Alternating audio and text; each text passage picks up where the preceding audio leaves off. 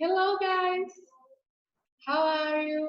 I'm here again, and today we are going to study about question tag on our book one on page 130. Okay? Open your books, please, and follow me. Question tag. O que seria question tag? Question tag, pessoal, são confirmações que são colocadas em finais de frases. Nós utilizamos muito isso na língua portuguesa, porém nós não temos um conteúdo gramatical que seria correspondente a isso. Nós utilizamos muito o nosso né. Ei, você vai fazer isso, né? Ei, você não fez isso, né? Nós utilizamos muito isso na nossa linguagem coloquial, nós utilizamos isso muito no nosso dia a dia. Mas nós não temos um conteúdo gramatical correspondente.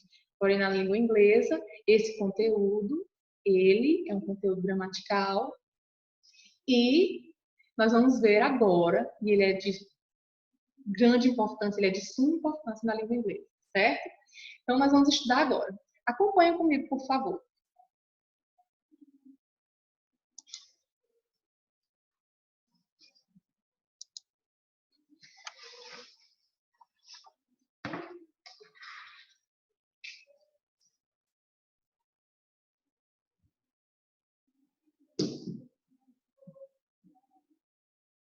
Question tag, certo? Como eu já falei, question tag são confirmações que são feitas em finais de frase. Nós utilizamos todos os tempos verbais quando nós falamos de question tag. Nós vamos ter somente mais dois assuntos para vamos encerrar o livro 1. Depois, nós vamos passar para o nosso livro 2, tá? Aí nós já poderemos acompanhar também as videoaulas que são da plataforma do site digital, para tirar também as nossas dúvidas, certo? Que são a partir da aula 25, se vocês quiserem tirar dúvidas. Mas, até então, nós vamos ver as aulas do livro 1, certo? Que seria o nosso conteúdo da nossa avaliação. Então, vamos começar pelo mais básico. Por exemplo, primeira coisa, eu nunca posso colocar, na minha confirmação, eu nunca vou poder colocar um substantivo. Por exemplo, Maria is beautiful. Como é uma confirmação, é uma pergunta, é uma pequena pergunta feita no final de frase. Então, como é que eu vou fazer? Eu vou pegar esse verbo, né, e vou colocar aqui. Vai ser sempre o seguinte, se na minha frase inicial é uma frase afirmativa, a confirmação vai ser sempre o oposto, vai ser negativo. Lembre-se, é uma pergunta que vai ser uma pergunta negativa. Se aqui a frase for negativa, a minha confirmação tem que ser afirmativa, é sempre o contrário da outra. Então aqui, Maria is beautiful. A minha frase aqui é afirmativa. Então, como é uma pergunta, o verbo vai vir no início, então vai ser isn't. E como eu falei para vocês, eu não posso colocar o substantivo, então eu vou substituir pelo pronome. Então, Maria corresponde ao pronome she. Então, isn't she. É somente isso a nossa question tag. São confirmações que são feitas em finais de frase. Lembrando que eu tenho que observar quem foi o verbo que foi utilizado aqui, qual é o tempo verbal que foi utilizado aqui, para poder utilizar aqui. Outra coisa, eu jamais vou poder colocar um substantivo na minha confirmação, na minha question tag. Então, eu tenho que substituir esse substantivo por um pronome, certo? Quando eu tiver aqui, I am tall. Se na minha primeira frase eu tenho o verbo to be na pessoa e a pessoa for a pessoa I, eu sei que eu tenho is mais not, eu tenho a forma isn't. E eu jamais vou poder colocar lá is not. Eu sempre tenho que colocar na forma contrária, na forma contraída, certo? O are mais o not, eu tenho a forma aren't. Mas o am mais o not, eu não tenho. Pelo menos não de uma maneira formal. Eu tenho o ain't, né? seria isso aqui. Seria uma linguagem coloquial, que eu utilizo muito em músicas, que eu vejo na linguagem coloquial, as pessoas falando, na linguagem falada. Mas para nós, para fins gramaticais, para a norma padrão da língua, não serve. Então, o que eu posso fazer? Eu vou substituir pela forma aren't. Então, aqui vai ser aren't I. Isso aqui é uma das exceções quando se trata da tag question ou da question tag, que algumas gramáticas utilizam question tag e outras tag question, certo? Então, bora lá. O que mais? Sempre que eu utilizar o let's dance, por exemplo, todas as vezes que eu tiver uma frase que esteja iniciada por let's, pelo verbo let's dance, a confirmação vai ser sempre shall we, certo? Isso também é uma exceção, tá? Isso também sempre vai ser assim. Sempre que eu tiver o let's iniciando uma frase, a confirmação vai ser sempre shall we. Sempre que eu tiver uma frase que estiver no imperativo, não importando se é imperativo afirmativo ou se é imperativo negativo, por exemplo, don't smoke here. Don't smoke here. Como eu já disse, não importa se a frase estiver no imperativo afirmativo ou no imperativo negativo, a confirmação vai ser sempre will, you. Certo, pessoal? Se a minha frase for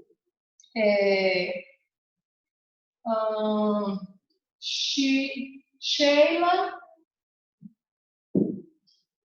may go out today. Se a minha frase for afirmativa e o verbo tiver, e a frase tiver may, não existe uma contração entre o may e o not. Como é que eu vou colocar, pessoal? Então vai ficar o quê? Na minha confirmação, vai ficar may. Na sequência, eu vou colocar o pronome correspondente a Sheila e no final eu vou colocar o not. Então vai ficar may, she, not.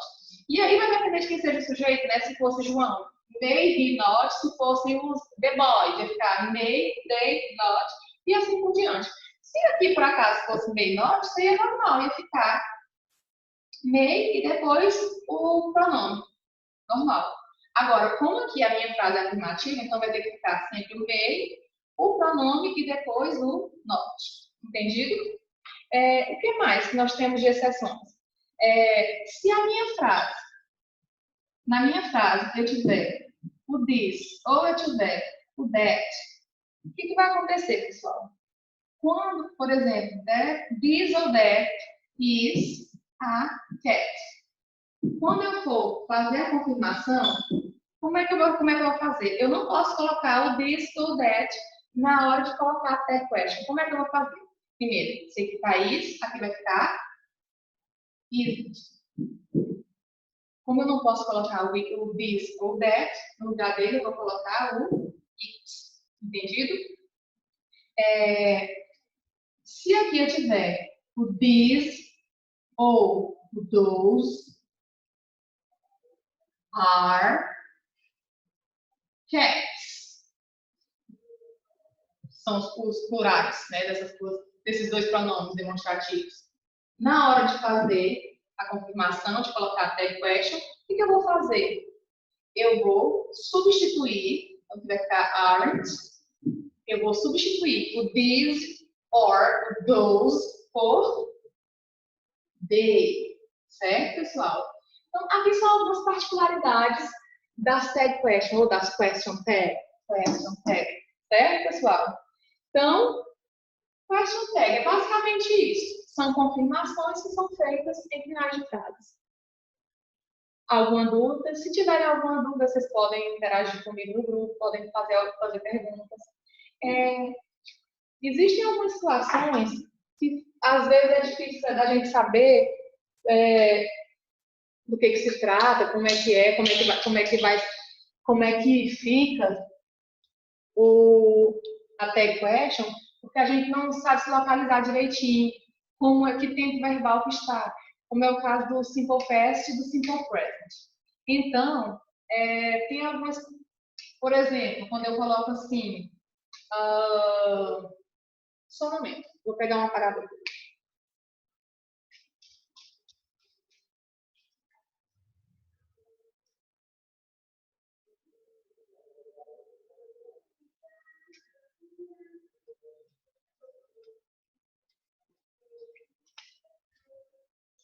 Por exemplo, quando eu coloco assim,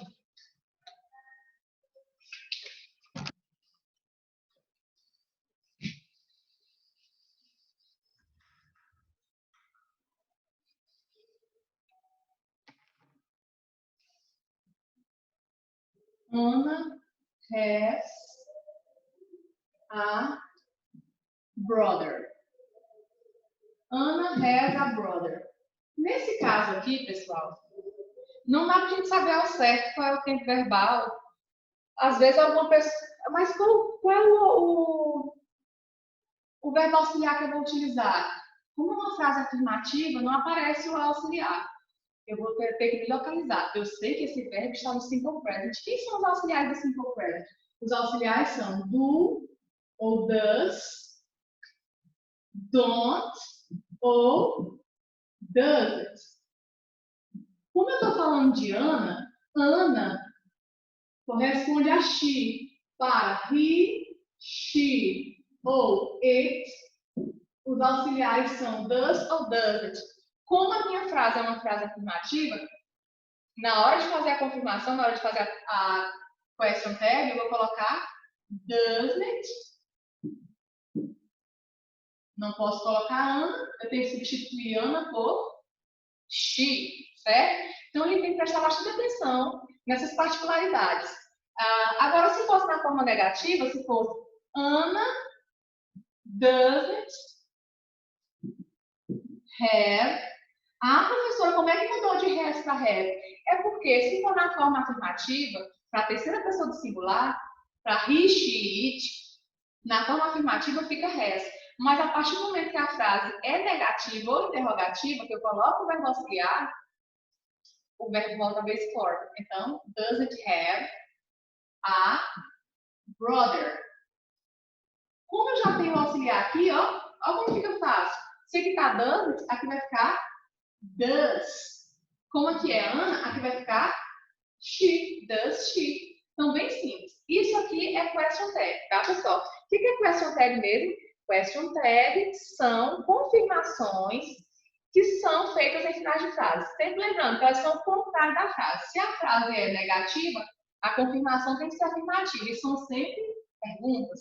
Se a minha frase é afirmativa, a minha confirmação tem que ser sempre negativa. Entendido? Muito bem. Então, nós vamos passar para o nosso próximo assunto.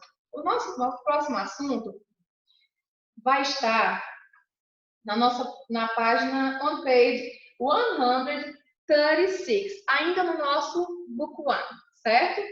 Nós vamos falar sobre superlative, certo? Nós vamos falar de superlativo. Superlativo. O que é o superlativo, pessoal?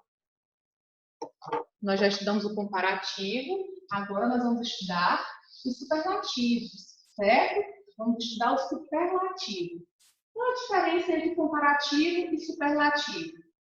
Gente, nós estudamos o comparativo de superioridade que tinha aquelas regrinhas e que vão ser bastante úteis no grau superlativo. O grau superlativo, nós também vamos estudar aquelas regrinhas, sendo que as regras são bem parecidas, só que as terminações são diferentes. Ó, no grau comparativo, nós tínhamos as terminações R, ER ou IER, que significavam mais, que eram acrescidas aos adjetivos, tá? Aos adjetivos curtos, aqueles adjetivos que tinham uma ou duas sílabas. E quando se tratava de adjetivos longos, nós acrescentávamos a palavra more, também significa mais. E nós tínhamos os adjetivos good, bad e far, que são os adjetivos especiais, que não seguem regras, que também vai acontecer a mesma coisa aqui, certo? Isso aqui para o comparativo. E quando nós falamos de superlativo? Vou colocar aqui o título do nosso assunto.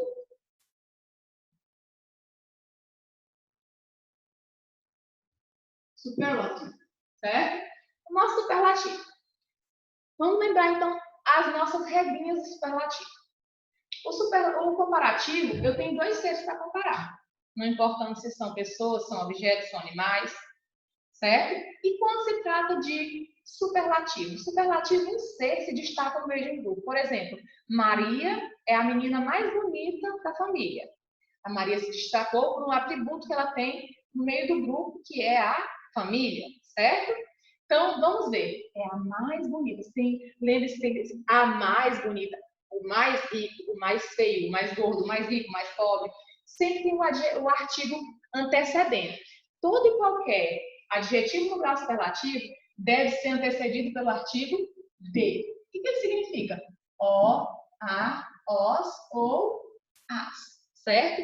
Todo e qualquer adjetivo no grau superlativo deve ser antecedido pelo artigo de. Entendido? Então, bora lá.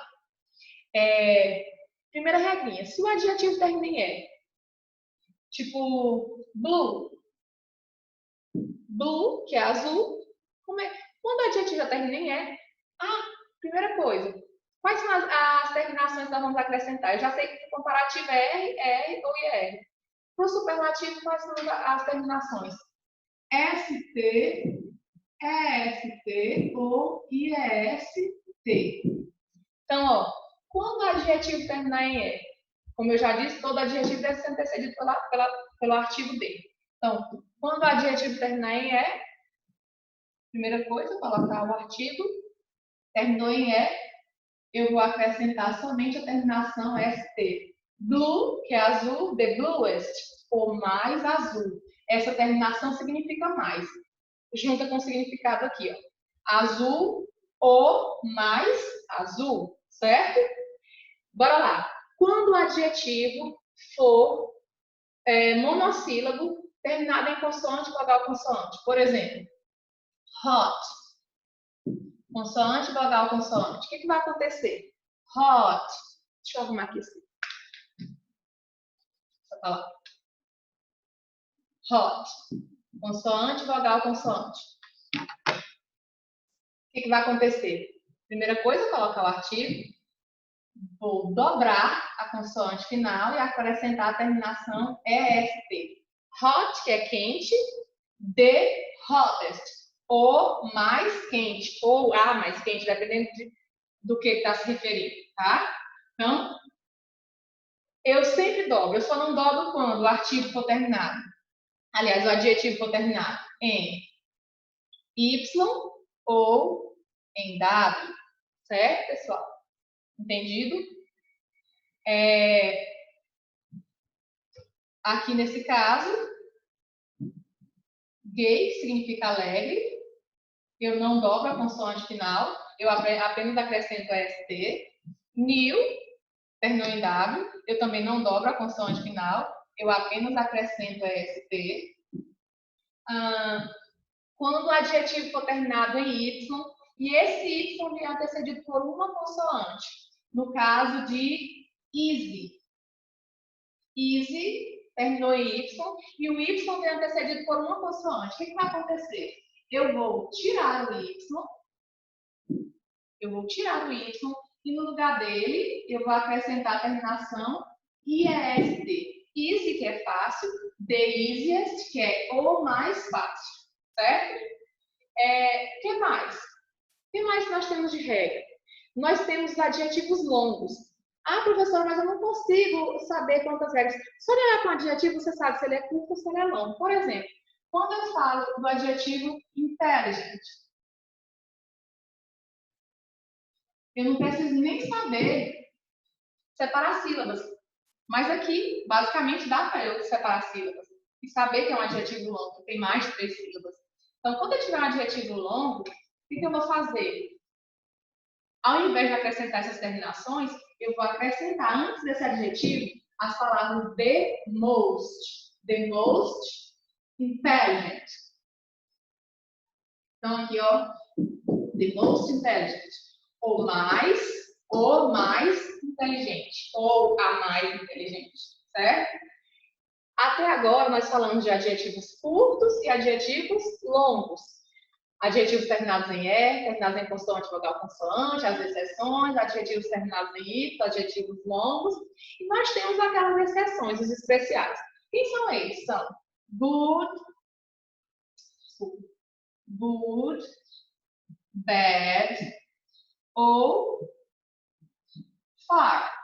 Esses são os especiais. Por que eles são especiais? Porque eles não seguem regras. Eles não seguem nenhuma regra. Então, o que acontece? Eles têm sua forma própria, tanto de ito comparativo quanto de ito superlativo. Então, o good fica como? Uma coisa que muita gente usa. Good fica the best. Good que é bom, the best que é o melhor ou a melhor. Bad, que é mal ou ruim, que fica the worst, que é o pior ou a pior. E far, que é longe ou distante, que fica the farthest ou the furthest. Você pode escrever com A e você pode escrever com U. Os dois estão corretos. Ou mais longe ou mais distante, certo? Então, isso aqui é o grau superlativo. Entendido? Grau superlativo. Nós temos também, pessoal, isso aqui é o grau superlativo de superioridade. Alguma dúvida? Eu acredito que não. Vocês podem utilizar no meio das frases. E é basicamente isso. Sempre lembrando que nós utilizamos o artigo de antecedendo os adjetivos no grau superlativo. Qualquer dúvida, vocês podem interagir no grupo, certo? Fazer perguntas, ou depois nós teremos aula interativa, vocês podem perguntar. Nós temos também, pessoal, o grau superlativo de inferioridade, que é bem simples. O que é o grau superlativo de inferioridade? Como é que se dá? Basta que eu coloque antes do adjetivo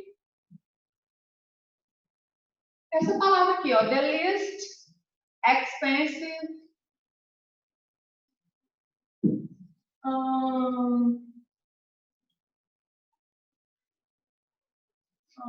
the least expensive book. O livro menos caro. Então, aqui, ó. Isso é grau superlativo de inferioridade. Basta que eu coloque isso aqui, ó, the least, e depois coloco o adjetivo. Não importa se o adjetivo é curto ou se ele é um adjetivo longo. Tanto faz. Isso aqui é utilizado tanto para adjetivos curtos quanto para adjetivos longos. Isso é grau superlativo de inferioridade. Diferente do grau superlativo de superioridade, que você vai ter que aprender aquelas regras, esse aqui é bem simples. Basta acrescentar the least antecedendo qualquer adjetivo, seja curto ou longo.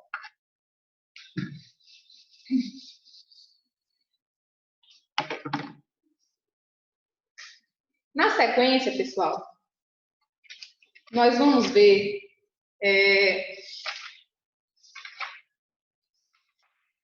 a nossa última parte.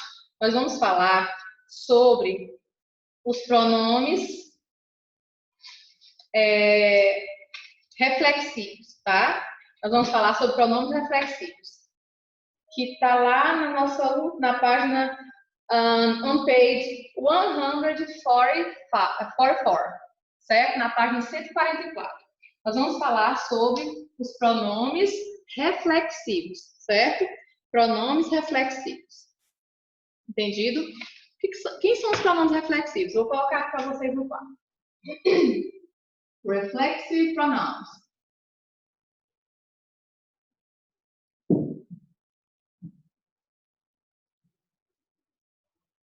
Vamos lembrar, para a gente poder falar dos pronomes reflexivos, vamos lembrar dos pronomes pessoais, tá? Quem são os pronomes pessoais? Os subject pronouns. São I, you, he, she, it, we, you, and they.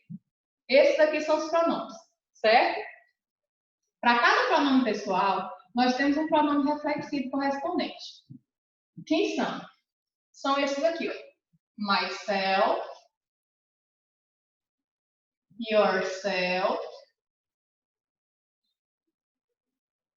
himself, herself,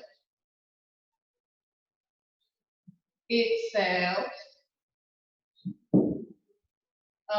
ourselves, yourselves e themselves. Eu acredito que vocês devem ter percebido que daqui até aqui tem uma terminação e aqui tem outra terminação. Esses aqui são as pessoas que pertencem ao singular e esses aqui são as pessoas que pertencem ao plural. Quando nós falamos de pronomes reflexivos, nós temos algumas funções, tá? Então, nós temos três funções. Vamos lá. Nós temos a primeira, a função reflexiva, tá?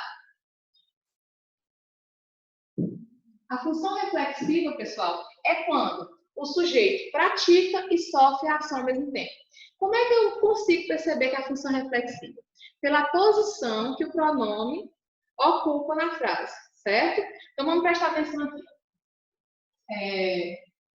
Anna cut herself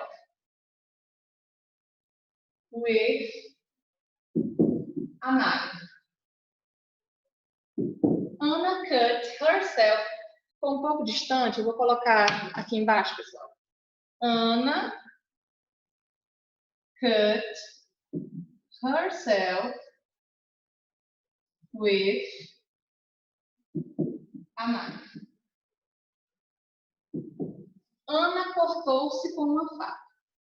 Quem foi que praticou a ação de cortar? Ana. Quem foi que sofreu a ação de ser cortada? Ana. Então, ó, quando o sujeito pratica e sofre a ação ao mesmo tempo, nós estamos falando de uma ação reflexiva, de uma função reflexiva. Então, nesse caso, ação reflexiva, função reflexiva. Qual é a posição do pronome? O pronome reflexivo ele aparece logo após o verb, logo após o verbo, certo? Anna cut herself with a knife.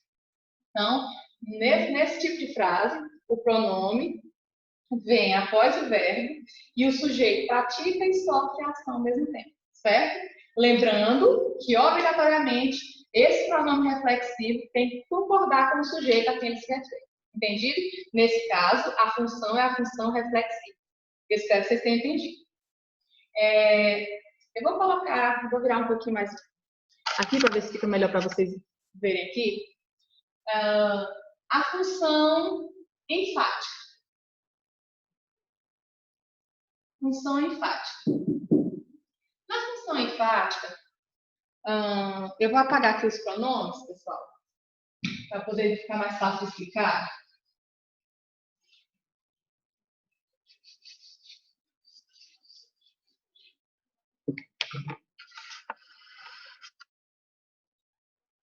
Enfática. Na função enfática, Anna herself made this cake. Na função enfática, como o próprio nome já diz, o pronome ele serve para dar ênfase ao sujeito. Serve para dar ênfase ao sujeito, tá? Aqui, o que é dar ênfase? Dá uma maior importância ao ser que praticou a ação. E onde aparece o pronome reflexivo? O pronome reflexivo ele aparece logo após o sujeito. Em algumas situações, ele pode aparecer também no final da frase, tá? É mais comum que ele apareça logo após o sujeito. Mas ele pode aparecer também no final da frase. E não vai alterar o significado da frase, certo? A tradução da frase. Então, na função enfática, a função do pronome é única e exclusivamente dar ênfase a quem praticou a ação, dar uma maior importância a quem praticou a ação. Quando eu digo assim, eu fiz esse bolo, todo mundo vai saber quem fez o bolo fui eu. Mas quando eu digo assim, eu mesma fiz esse bolo, eu estou querendo dar uma maior importância a quem praticou a ação, a quem fez o bolo. Então, eu estou querendo dar mais ênfase a quem praticou a ação. Então, nesse caso, eu estou empregando a função enfática. O pronome pode aparecer logo após o sujeito ou ele pode aparecer no final da frase. E, por último, nós temos a função idiomática. A função idiomática é uma coisa própria da língua inglesa. Como é que ela se forma? Como é que ela se dá? Quando eu digo assim, Anna made this cake by herself. Quando eu encontrar o pronome reflexivo em final de frase antecedido pela preposição by, essa união do by mais um pronome reflexivo é igual à palavra alone, que por sua vez significa sozinho, ou seja, desacompanhado, sem a ajuda de ninguém. Então, nesse caso, pessoal, eu vou ter o significado da palavra sozinha no final. Anna made this cake by herself. Ana fez este bolo sozinha. Isso é função idiomática. Sempre que eu tiver o by seguido de um pronome reflexivo, não importa qual seja ele, no final da frase, eu tenho o significado sozinho. Isso de acordo com o sujeito. No caso da Ana, ela fez o bolo sozinha. Se fosse Ana e Maria sozinhas, se fosse João e Pedro sozinhos, se fosse só Pedro sozinho, e assim depende de quem seja o sujeito, certo?